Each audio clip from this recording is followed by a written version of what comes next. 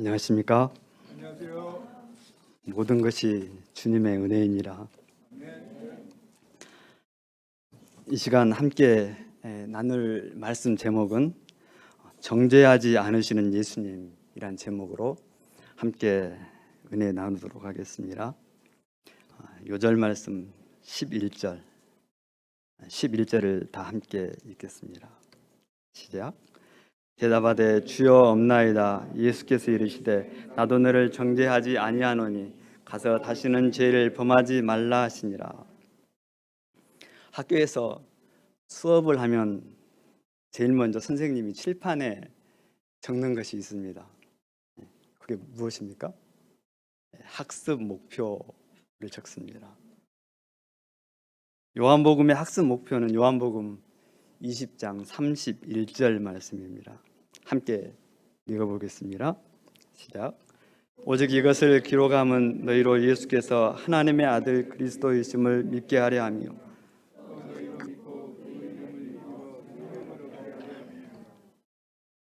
물론 모든 성경은 다 예수님이 어떤 분이신가를 나타내고 있습니다. 예수님이 어떤 분이신가를 아는 것이 신앙의 본질입니다. 예수님을 제대로 알지 못하면 어떻게 됩니까? 우리가 지난번 6장 말씀에서 배웠습니다. 예수님을 단지 육신의 떡 문제만 해결하러 오신 분으로 알면 떡 문제가 해결이 안 되면 결국 예수님을 떠나가게 됩니다. 그래서 예수님을 따르던 많은 제자들이 예수님을 떠났습니다. 그들이 요구하는 것은 영적인 떡이 아니라 육신의 떡이었기 때문입니다. 예수님의 12제자 중에 한 사람인 가룟 유다도 그랬습니다. 예수님이 하나님의 아들 그리스도이심을 모르기 때문에 나중에 예수님을 팔게 됩니다. 그래서 예수님을 제대로 아는 것이 신앙생활에서 아주 중요합니다. 예수님을 알면 정죄를 당하지 않습니다. 그러나 예수님을 모르면 정죄를 당하게 됩니다. 오늘 말씀도 보면 예수님을 그리스도로 안 여인은 정죄를 당하지 않고 자유롭게 되었습니다. 하지만 이를 알지 못한 종교 지도자들은 결국 정죄를 당하게 됩니다. 우리가 큰 틀인 요한복음 20장 31절 말씀을 기초로 해서 오늘 말씀도 들었으면 좋겠습니다. 말씀을 통해서 예수님이 어떤 분이신지 깊이 배우는 시간이 되기를 소망합니다. 파트 1, 너를 정죄하지 아니하노니. 예수님은 초막절 기간 중 성전에서 가르치신 후에 감람산으로 가셨습니다. 그곳에 가신 이유는 기도하고 쉬기 위해서였습니다. 다음 날 아침 예수님은 다시 예루살렘 성전을 방문하십니다. 많은 백성들이 예수님의 가르침을 받고자 나왔습니다. 3절로 5절 말씀을 보십시오. 예수께서 말씀을 가르치고 계실 때 종교 지도자들이 음행 중에 잡힌 한 여인을 끌고 왔습니다. 그리고 예수님께 묻습니다. 선생님, 이 여자가 간음하다가 현장에서 잡혔습니다. 모세의 법에는 이런 여자를 돌로 쳐 죽이라고 했는데 선생님은 이에 대해서 어떻게 생각하십니까? 본문의 내용을 살펴보기 전에 종교 지도자들의 속내가 무엇이었는지 우리가 생각해 볼 필요가 있습니다. 전날 예수님은 감람산에서 기도하고 계실 때 종교 지도자들은 어떻게 하면 예수님을 시험에 들게 할 것인가 고민하며 애를 썼습니다. 예수님의 행동을 보면 어떻습니까? 지난 5장부터 쭉 보면 안식일에 38년 된 병자를 고치고 예수님이 하나님과 동등된 분이라고 선포하셨습니다. 오병이어 기적을 통해서 많은 사람들의 마음이 예수님을 향하고 있었습니다. 예수님을 잡기 위해 종교 지도자들이 아랫사람들을 보내는데 그들이 예수님을 잡으러 갔다가 주의 말씀의 은혜를 받고 그냥 돌아왔습니다. 종교 지도자들에게 있어서 이런 예수님은 굉장히 불편한 존재였습니다. 옆구리에 가시 같은 그런 존재였습니다. 그래서 성경을 잘 아는 종교 지도자들이 머리를 맞대고 예수님을 시험에 들게 할 방법을 찾은 것입니다. 그 방법이 뭡니까?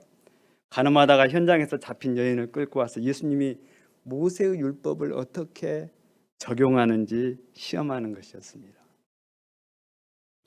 여기서 우리가 종교 지도자들의 숨은 계략을 살펴볼 필요가 있습니다.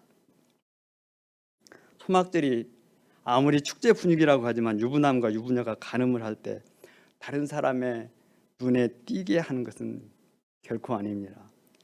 유대 율법에서는 간음하다가 적발이 되면 돌에 쳐 맞아 죽어야 됩니다.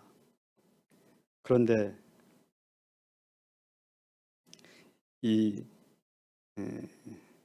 이것을 드러내놓고 간음을 한다. 간음은 아주 은밀하게 이루어지는 것이기 때문에 종교 지도자들이 그 현장을 목격한다는 것은 거의 불가능한 일입니다. 하지만 종교 지도자들은 예수님을 시험하기 위해서 한 사건을 계획을 합니다. 그들은 간음을 행할 한 남자를 미리 지정을 해놓습니다. 그리고 그 남자를 이용해서 한 여인을 유혹하게 만듭니다. 간음하는 범죄 현장을 조작하기 위한 것입니다. 물론 종교 지도자들은 그 남자에게 간음죄에 대한 책임을 면제해 주겠다고 미리 이야기를 해놓습니다. 그 후에 음행의 현장에 종교 지도자들이 미리 숨어 있든지 아니면 열쇠 구멍을 통해서 지켜보고 있었습니다. 간음하는 그 순간에 범죄 현장을 덮치고 남자는 도망가도록 이미 다 설정을 해놓았습니다. 그렇지 않고서 간음의 현장을 목격한다는 것은 쉬운 일이 아닙니다. 오늘날처럼 몰래 카메라가 있는 것도 아닙니다. 불쌍한 그 여인은 예수님을 시험하기 위한 종교 지도자들의 희생물이 되었던 것입니다. 그래서 아침이 되자마자 현장에서 잡힌 여인을 예수님께로 끌고 왔습니다. 신명기 22장 22절에서는 이렇게 나와 있습니다. 어떤 남자가 유부녀와 동침한 것이 드러나거든 그 동침한 남자와 여자를 둘 다 죽여 이스라엘 중에 악을 제할지니라. 성경은 분명히 간음한 남자와 여자를 둘 다 죽이라 그랬습니다. 그런데 간음한 여자만 끌고 온 것은 종교 지도자들이 모세의 율법을 제대로 지킨 것이 아닙니다. 반쪽 율법을 가지고 와서 예수님을 시험코자 한 것입니다. 모세의 법에는 이런 여자를 돌로 쳐 죽이라고 했는데 선생님은 어떻게 생각하십니까? 6절 상반절을 보면 이렇게 말하는 의도가 고발할 조건을 얻기 위함이라고 기록하고 있습니다. 예수님을 시험에 들게 하려고 그렇게 한 것입니다. 이 질문이 어떤 면에서 예수님께 시험이 되겠습니까? 첫째, 만일 예수님이 간음한 여자 편을 들어가지고 이 여인을 용서하라고 하면 종교 지도자들은 예수님이 모세의 율법을 훼손했다고 분명 정죄할 것입니다. 모세의 율법은 모세가 준 것이 아니고 하나님께서 주신 것입니다. 간음한 여자를 용서하라고 하는 것은 율법을 주신 하나님을 무시하는 것이 됩니다. 또 예수님은 율법과 선지자를 폐하러 오지 않았다고 하는 마태복음 5장 17절 말씀이 거짓말이 됩니다. 둘째로, 만일 예수님이 율법에 따라서 이 여자를 돌로 치라고 하면 어떻게 됩니까? 예수님을 사랑이 없는 자로 몰아세울 가능성이 큽니다. 예수님의 평소 메시지의 핵심은 바로 사랑이었습니다. 이렇게 사랑을 강조하신 예수님이 이 여인을 돌로 치라고 하면 예수님의 이미지는 한순간에 다 무너지고 마는 것입니다. 예수님은 이중인격자가 되는 것입니다. 사랑을 선택하면 공의라는 그 율법이 무너지게 되고, 또 공의를 선택하면 예수님은 사랑이 없는 메마른 율법 적용자가 되는 상황입니다. 그 어떤 것을 선택을 해도 예수님께는 올무가 되는 시험이었습니다. 이것은 바로 공의와 사랑의 문제입니다. 이런 상황 속에서 예수님은 어떻게 하십니까? 6절 하반절을 보십시오. 예수께서 몸을 굽히사 손가락으로 땅에 쓰시니. 예수님이 땅에 무엇을 쓰셨는지 우리는 정확히 알 수는 없습니다. 어떤 사람은 예수님이 종교 지도자들의 죄를 땅에 기록했다 이렇게 하는 사람들도 있고, 또 어떤 사람은 구약시대 하나님의 손가락이 십계명을 쓴 것을 상징한다라고 보는 사람들도 있습니다. 모두 근거가 있는 말이지만 정확히 우리는 그 내용에 대해서는 알 수가 없습니다. 이렇게 예수님이 좀 오래 지체하자 종교 지도자들은 자신들의 음모에 예수님이 꼼짝없이 걸려들었다고 생각을 했습니다. 그래서 계속 추궁을 합니다. 7절 말씀 함께 읽어보겠습니다. 시작. 그들이 묻기를 맞이 아니하는지라 이에 일어나 이르시되 너희 중에 죄 없는 자가 먼저 돌로 치라 하시고, 예수님은 이 여인을 돌로 치라고 하십니다. 이것은 간음죄를 범한 여인이 돌에 맞아 죽어도 할 말 없는 죄인이라는 말입니다. 모세 율법을 훼손하지 않고 예수님은 그것을 다 수용하셨습니다. 하지만 돌로 이 여인을 치기 위해서는 죄 없는 자가 먼저 돌로 치라는 조건을 예수님은 낼 것입니다. 여기서 죄 없는 자는 단지 죄를 범하지 않는 정도가 아니라 죄를 지을 욕망까지 없는 자를 말합니다. 모세 율법을 보면 죄수를 심판할 경우에 규정해 놓은 규율이 있습니다. 신명기 17장 6, 7절을 보면 돌로 쳐 죽일 자는 반드시 2사람이나 3사람의 증인이 있어야 됩니다. 한 사람의 증인으로서는 형을 결코 집행할 수가 없습니다. 돌로 쳐 죽여야 될 자에게 형을 집행하려면 반드시 직접 목격한 증인이 먼저 돌로 친 후에 백성들이 돌을 들어 칠 수가 있습니다. 가장 먼저 돌을 치는 사람은 그 생명에 대한 책임이 있는 것이고 그 죄에 대해서 아주 깨끗해야 됩니다. 돌로 치는 자가 깨끗하지 못하면 그는 살인죄를 범하는 것이 됩니다. 너희 중에 죄 없는 자가 먼저 돌로 치라. 이 말씀은 예수님께서 종교 지도자들에게 그들의 내면을 먼저 살펴보라는 말씀입니다. 예수님을 죽이기 위해서 간음의 현장을 조작을 하고 살인죄를 저지르고자 하는 고발자들의 양심에 예수님께서 한 줄기 빛을 비춰주신 것입니다. 정말 그들은 이 여인을 정죄할 자격이 있는가를 예수님께서 묻고 계십니다. 여러분, 종교 지도자들의 역할이 뭡니까? 하나님의 율법을 연구해서 무지한 백성들이 하나님의 율례대로 살게 하는 것이 종교 지도자들의 역할입니다. 어떻게 보면 영적 아비라고 말을 할 수가 있습니다. 그들은 하나님의 말씀을 가까이 하고 하나님을 사랑해야 될 자들입니다. 무지한 백성들의 생명을 귀하게 여겨야 될 목자들입니다. 그런데 바리새인들은 지금 하나님의 말씀인 율법으로 무엇을 행하고 있습니까? 오히려 그 날카로운 말씀이 날카로운 정죄의 도구가 돼서 여인뿐만 아니라 예수님까지 죽이려고 하고 있는 것입니다. 여러분, 우리도 하나님의 말씀을 듣고 배울 때 내 모습은 보이지 않고 다른 사람의 죄와 허물이 자꾸 보이고 정죄하고 판단하는 마음이 든다면 우리는 주님의 말씀을 잘못 배우고 있는 것입니다. 본문의 종교 지도자들하고 똑같습니다. 그럴 때는 우리가 배우는 것을 잠깐 멈추고 주님 앞에 나가야 됩니다. 주 앞에 나가서 먼저 내 마음을 고침받고 그 다음에 하나님의 말씀을 배워야 됩니다. 하나님의 말씀으로 생명을 살려야 될 자들이 오히려 생명을 죽이는 그런 일을 해서는 안 됩니다. 여인이 죄의 유혹을 이기지 못하고 간음죄를 범한 것은 물론 아주 악한 일입니다. 정죄받아서 마땅합니다. 하지만 종교 지도자들의 죄는 간음죄와는 비교도 안 되는 살인죄를 저지르고 있는 것입니다. 누가 누구를 정죄하며 이렇게 판단할 수가 있습니까?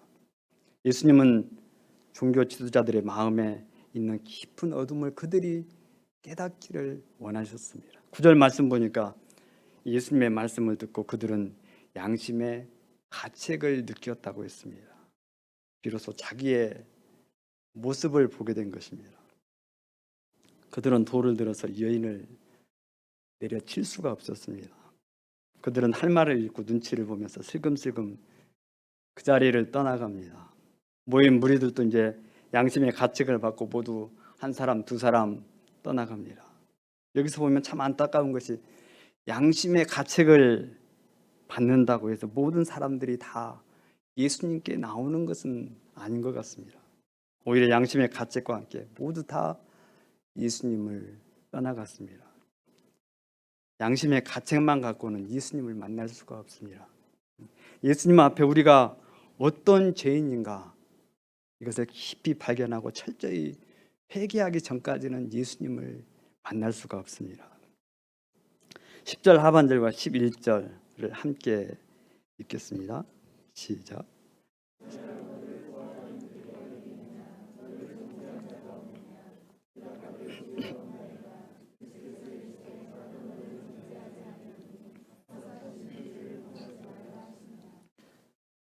예수님은 이 여인을 정죄하지 않으셨습니다. 여인을 추궁하면서 죄에 대해서 어떤 변명이나 죄책감을 불러일으키는 어떤 책망도 하지 않으십니다. 양심의 가책과 죄에 대한 수치심으로 떨고 있는 여인에게 예수님은 사죄의 은혜를 선포하십니다. 나도 너를 정죄하지 않는다. 이 말씀은 예수님께서 여인의 죄를 대신 담당하시겠다는 말씀입니다. 예수님이 어떻게 이 여인의 죄를 담당하십니까? 바로 이 여인의 죄를 대신해서 주님이 십자가에 달리시는 것입니다. 우리가 오늘 본문 말씀에서 하나님의 공의와 사랑에 대해서 한번 생각해 보겠습니다. 율법은 바로 하나님의 공의입니다. 공의라는 것은 옳고 그름을 분별하는 분명한 기준이 공의입니다. 우리가 율법이라고 하면 무조건 나쁜 것으로 생각하는데 율법은 원래 나쁜 것이 아닙니다. 율법도 하나님께서 주신 것입니다. 여기서 율법, 곧 하나님의 말씀은 다림줄과 똑같습니다. 다림줄이 뭔지 아십니까? 네. 담벼락 이렇게 세울 때 수직으로 바로 섰는가 보기 위해서 이렇게 줄을 달아놓은 늘어뜨리는 거 줄 있지 않습니까? 그것이 다림줄입니다. 그것으로 딱 재면은 수직이 정확히 맞습니다. 곧 하나님의 말씀은 다림줄하고 똑같아서 조금이라도 빗나가면 우리는 죄를 범하는 것이 됩니다. 율법을 요구하는 것은 완전함입니다. 우리 인간이 율법의 완전한 요구를 이룰 수 있어야 그때 구원을 받습니다. 만약 율법을 어기게 되면 어떻게 됩니까? 죽음에 대한 위협이 다가오고 구원의 소망이 사라져 버립니다. 율법은 용서가 없습니다. 죄에 대한 대가를 요구를 합니다. 죄에 대한 대가가 뭡니까? 바로 죽음입니다. 가늠하다 현장에서 잡힌 여인이 왜 돌에 맞아 죽어야 됩니까? 그것은 하나님께서 정하신 공의를 무시했기 때문입니다. 그러니까 죄의 대가로 가늠한 여인이 돌에 맞아 죽어야 되는 형벌이 있는 것입니다. 여러분, 우리는 죄를 너무 가볍게 생각하는 경향이 많습니다. 그러나 하나님은 결코 죄를 가볍게 생각하지 않습니다. 하나님은 죄를 보시고 아무것도 아닌 것처럼, 아무것도 없는 것처럼 생각할 수 있는 그런 분이 아닙니다. 이번 죄는 그냥 없는 걸로 하자. 하나님께는 이것이 안 됩니다. 하나님은 전능하시지만 그것을 할 수 없는 분입니다.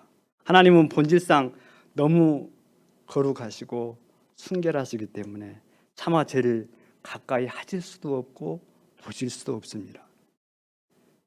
그렇게 되면 죄를 범한 우리들은 어떻게 됩니까? 하나님과 원수가 되는 것이고, 하나님과 원수가 되면 우리를 기다리는 것은 뜨거운 불심판밖에 없습니다. 그래서 하나님께서 어떻게 하십니까? 하나님의 공의만 가지고는 죄인들을 살릴 수가 없으니까 사랑하는 독생자를 이 세상에 보내십니다. 그리고 하나님은 우리가 범한 모든 죄를 십자가에서 예수님께 다 뒤집어 씌우십니다. 가늠하다 현장에서 잡힌 여인의 죄도 마찬가지였습니다. 죄는 처리하지 않으면 영원히 사라지지 않습니다. 죄는 시간이 지난다고 잊혀지는 것도 아니고 퇴색되는 것도 아닙니다. 끝까지 남아 있습니다. 지옥이 무서운 이유는 이 땅에서 처리되지 않는 죄가 지옥불에 영원한 땔감이 되어 타기 때문에 지옥이 무서운 것입니다. 나도 너를 정죄하지 아니하노니, 이 말씀 속에는 여인의 죄를 대신 뒤집어 쓰겠다는 주님의 강한 의지가 포함되어 있습니다. 예수님은 우리와 간음죄를 범한 여인을 대신하여 죄를 뒤집어 쓰시고 십자가에서 죽으시고 아버지께 버림을 받습니다.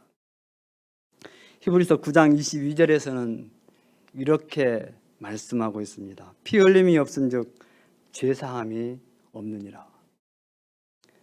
피는 우리 몸 안에 있어야 생명이 됩니다. 피가 밖으로 나오면, 즉 피를 흘리면 어떻게 됩니까? 죽는 것입니다. 그러니까 죽어야 죄사함이 있다는 말입니다. 피 흘림이 없으면 죄사함이 없다는 이 진리는 바로 하나님께서 정하신 법입니다. 그래서 구약시대 그렇게 많은 짐승들이 인간들의 죄 때문에 피를 흘리면서 죽어갔던 것입니다. 비록 불완전한 짐승의 피지만 그것을 통해서 하나님 앞에 나갔습니다. 예수님이 십자가에 피 흘려 죽으시는 이유는 바로 우리 죄를 사하기 위함이었습니다. 이것이 죄인들을 향한 하나님의 사랑입니다. 예수님은 우리 죄를 위해서 나무에 달려 저주를 받은 자가 되셨고 우리를 죽음으로부터 자유케 해주셨습니다. 그러니까 십자가는 하나님의 공의와 사랑이 만나는 아주 신비한 장소입니다. 나도 너를 정죄하지 않는다, 이 말씀 속에는 바로 예수님의 십자가가 집 배경으로 깔려 있습니다. 그래서 우리가 십자가를 볼 때마다 두 가지를 깨달아야 됩니다. 하나는 공의적인 측면에서 우리 자신이 죄로 인해 죽을 수밖에 없는 죄인이라는 사실을 깊이 알아야 됩니다. 저 십자가에 내가 달려야 되는데 예수님이 내 대신 달렸다는 것을 기억해야 됩니다. 또 하나는 사랑의 측면에서 저 십자가에 주님이 달리심으로 내가 자유케 되었다는 것을 기억하고 감격하며 살아야 됩니다. 예수 그리스도의 십자가 앞에 나오는 자는 결코 정죄를 당하지 않습니다. 어떤 무거운 죄를 지었든지 간에 주님은 다 용서하시고 새롭게 해주십니다. 우리가 정죄치 않으시고 용서하시는 예수님을 알고 또 그분 앞에 나갈 수 있기를 기도합니다. 아멘. 파트 2, 세상의 빛 예수님. 예수님은 가늠하다 현장에서 잡힌 여인의 죄 문제를 해결하시고 다시 말씀을 가르치기 시작하셨습니다. 12절 말씀을 함께 읽어보겠습니다. 시작. 예수께서 또 말씀하여 이르시되 나는 세상의 빛이니 나를 따르는 자는 어둠에 다니지 아니하고. 예수님은 빛과 어둠을 대조해서 말씀하고 계십니다. 세상의 빛이라는 말씀은 세상은 온통 어둠이라는 것을 전제하고 있습니다. 원래 빛의 역할이 뭡니까? 어둠을 밝히는 것입니다. 생명의 빛이라는 말도 똑같습니다. 이 세상은 온통 어둠이고 생명이 없다는 말입니다. 그런데 세상은 자신이 어둠이라는 것, 또 생명이 없다는 것을 모르고 살아갑니다. 오늘 본문의 바리새인도 똑같습니다. 그들은 하나님이 주신 율법을 지키고 종교적 행위를 잘 함으로써 구원을 받고 빛 가운데 살고 있다고 믿었습니다. 그런 유대인의 모습을 사도 바울은 로마서 2장 17절로 20절에서 이렇게 표현을 하고 있습니다.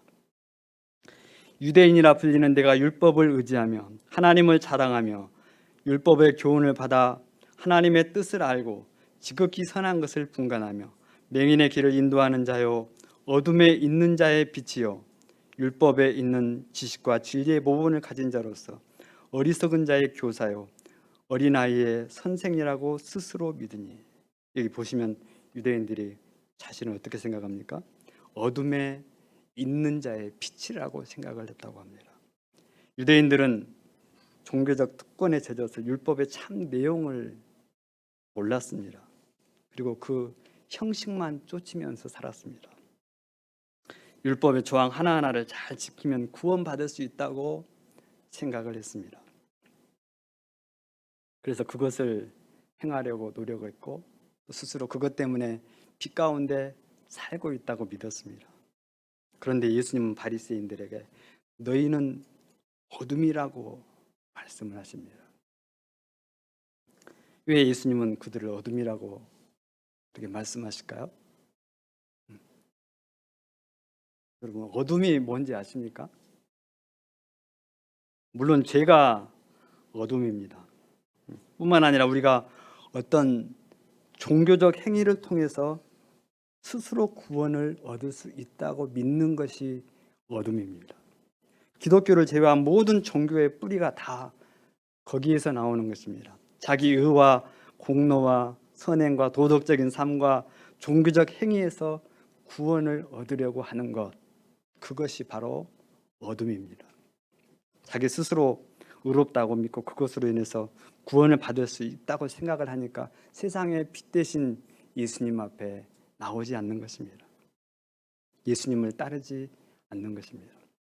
여기 12절에서 나를 따르는 자라고 할 때 그 따른다는 것은 예수님과 함께 걷는 것, 즉 예수님과 함께 동행하는 것을 말씀하고 있습니다. 예수님이 어둠에 있는 우리를 구원할 유일한 구주라는 사실을 믿고 그분을 따라 사는 삶, 그것이 바로 예수님을 따르는 자의 삶입니다. 그런 자는 어둠에 다니지 않고 생명의 빛을 얻게 됩니다. 그런데 바리새인들은 그 실제 대신 예수님을 붙잡지를 못하고 빈 껍데기인 율법 조항만 형식적으로 붙잡고 있었습니다. 율법만 지키면 구원을 받는다는 것입니다. 바리새인들이 가진 교리로서는 생명을 얻을 수가 없습니다. 우리도 이 말씀을 깊이 새겨 들어야 됩니다. 우리가 어떤 모임에 속했고 또 그 안에서 열심히 어떤 종교적 행위를 한다고 해서 구원받는 것은 아닙니다. 그것은 구원받은 후의 삶의 결과로 나타나는 것이지 결코 구원하고는 상관이 없습니다. 정말 중요한 것은 예수님이 누구신가를 아는 것입니다. 그리고 예수님 앞에 내가 얼마나 큰 죄인이고 내가 얼마나 큰 어둠인가를 깨닫는 것입니다. 물론 그것은 내 스스로 할 수 있는 게 아닙니다. 성령 하나님의 조명하심이 있어야 됩니다. 그래야 깨닫게 됩니다. 그래서 죄인 된 나에게 소망이 없다는 것을 알고 빛 대신 주님 앞에 나가야 됩니다. 그래야 생명이 있습니다. 그런데 오늘날 얼마나 많은 사람들이 이런 분명한 자기 인식 없이 신앙생활 하고 있는지 모릅니다. 내가 어둠이라는 사실, 예수님이 빛이라는 사실을 모르고 신앙생활을 합니다. 막연히 교회에 다니면 되겠지, 착하게 살면 구원 받겠지 라고 생각을 합니다. 그렇게 생각하면 신앙생활하는 사람들의 모습을 보면 체험적으로 제가 봐도 그렇습니다. 신앙에 뿌리가 없습니다.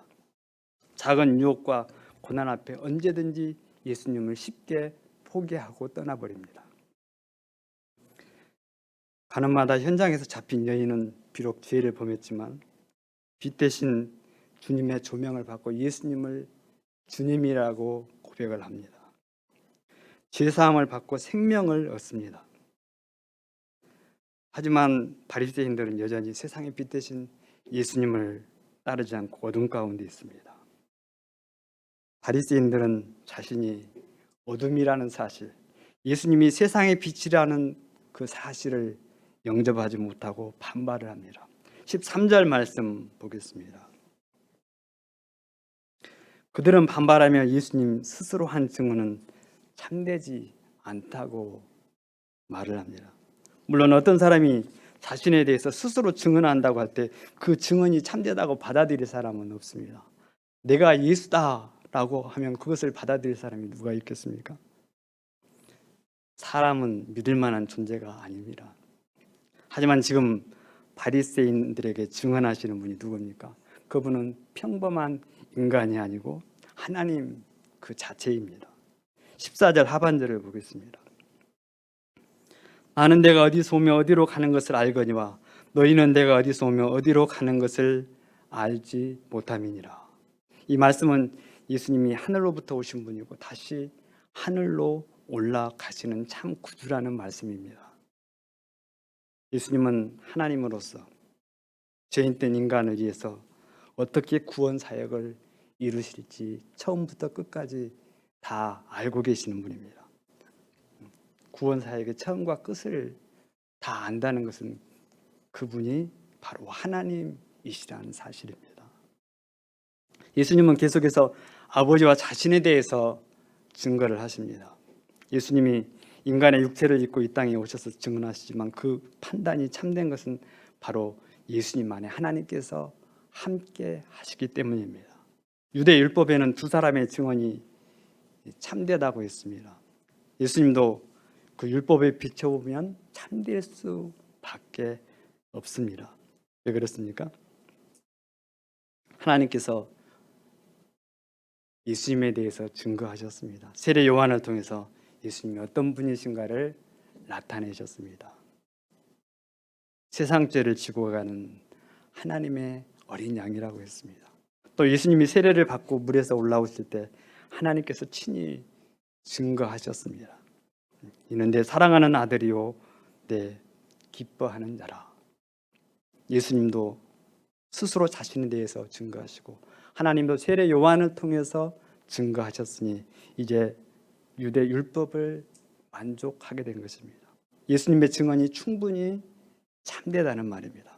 그럼에도 불구하고 바리새인들은 이것을 영접하지 않습니다. 19절 말씀 보십시오.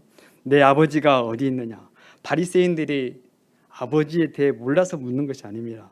바리새인들은 여기서 예수님이 말씀하시는 아버지가 하나님이라는 사실을 분명히 알고 있습니다. 그럼에도 불구하고 예수님을 조롱하듯이 묻고 있습니다. 내 아버지가 하나님이라는 사실을 증명해봐라, 보여봐라는 말입니다. 19절 하반절을 보십시오.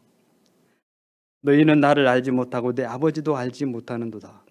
나를 알았더라면 내 아버지도 알았으리라. 예수님은 바리새인들이 하나님을 전혀 모른다고 말씀하십니다. 그들이 율법을 연구하고 암송하고 또 철저히 그 율법을 지키려 했지만 하나님 아버지를 알지 못한다고 합니다.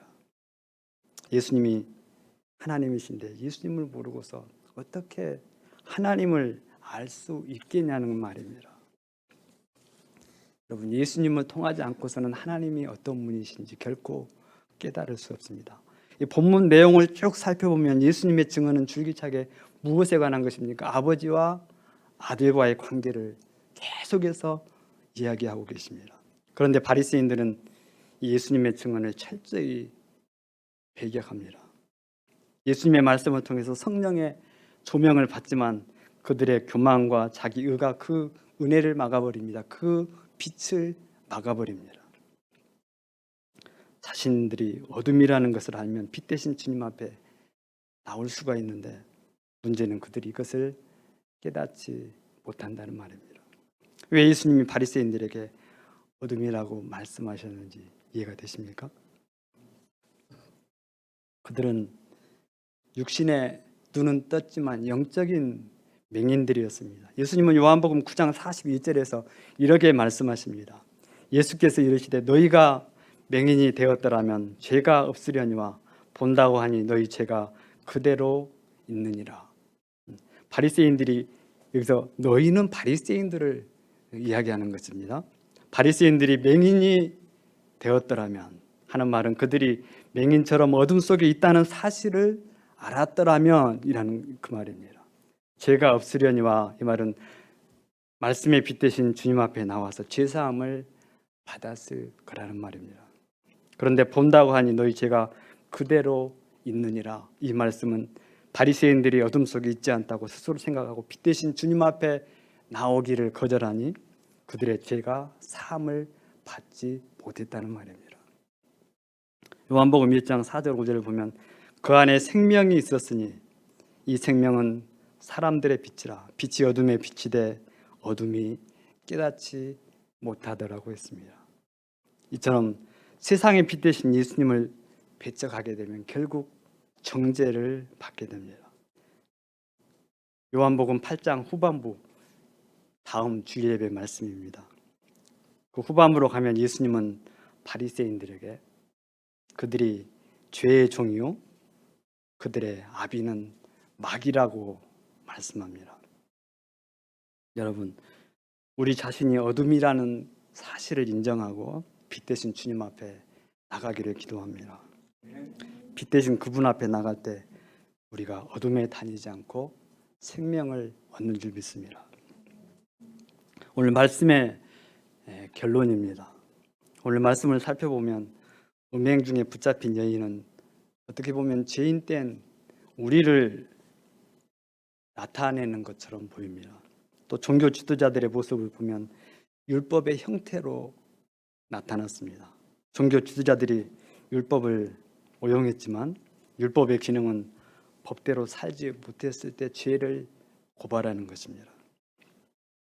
율법은 우리의 죄를 보고 우리를 고발합니다. 정죄합니다.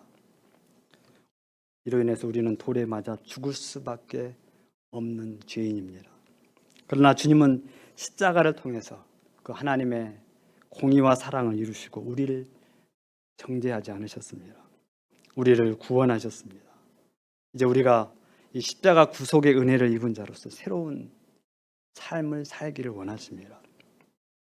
아직 빛 대신 예수님을 만나지 못한 분이 계시다면 우리가 어둠이라는 사실을 인정하고 두 손 들고 그분 앞에 나가서 생명을 얻기를 기도합니다. 요절 말씀 11절 말씀 있고 제가 기도하고 마치겠습니다. 11절 시작. 대답하되 주여 없나이다. 예수께서 이르시되 나도 너를 정죄하지 아니하노니 가서 다시는 죄를 범하지 말라. 거룩하신 하나님 아버지, 나도 너를 정죄하지 아니하노니 이 말씀을 통해서 예수님의 십자가를 저희에게 계시해 주셔서 감사합니다. 하나님, 저희가 이 진리를 깊이 깨달아 알게 도와 주시옵소서. 하나님 아버지, 성령께서 또 저희의 마음 가운데 빛을 비춰주셔서 세상의 빛, 생명의 빛 되신 예수님을 따를 수 있는 은혜를 주시고 또 이로 말미암아 우리 주님께서 예비하신 모든 복들을 받아 누리게 하여 주시옵소서. 감사드리고 예수님의 이름으로 기도합니다. 아멘.